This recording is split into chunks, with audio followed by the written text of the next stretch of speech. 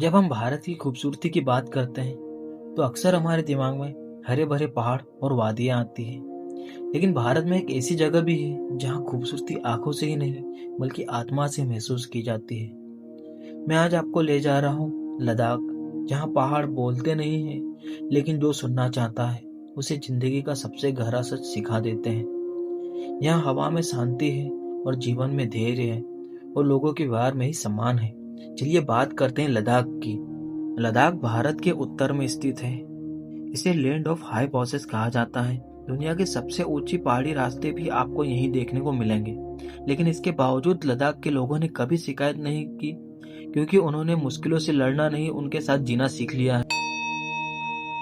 लद्दाख की संस्कृति शांति, संयम और आत्म संतुलन की संस्कृति है। यहाँ बौद्ध धर्म का गहरा प्रभाव देखने को मिलता है।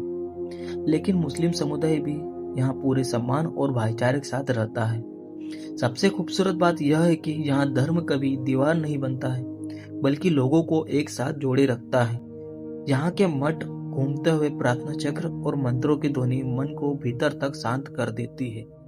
लद्दाख में धर्म किताबों में ही नहीं बल्कि लोगों के व्यवहार में भी दिखाई पड़ता है।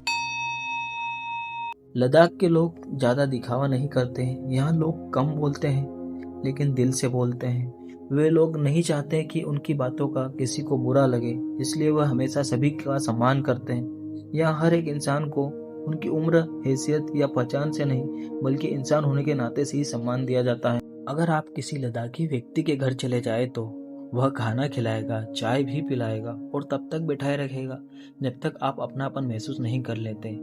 यहाँ इंसान की पहचान उसके धन दौलत से नहीं, उनके संस्कारों से की जाती है। इसलिए यह संस्कृति उन लोगों को सबसे अलग बनाती है। लद्दाख का खाना बहुत ही सादा और सहज होता है, लेकिन शरीर को ताकत प्रदान करने वाला होता है।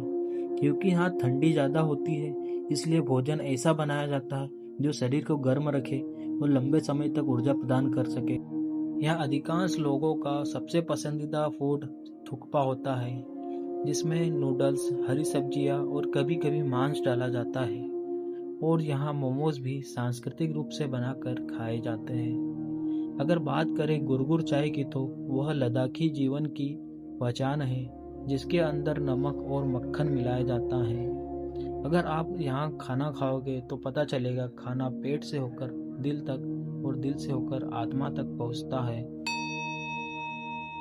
लद्दाख के त्योहार जश्न मनाने के लिए नहीं बल्कि अपनी परंपराओं को जिंदा रखने के लिए होते हैं। हेमिस उत्सव यहाँ का सबसे प्रसिद्ध त्योहार है।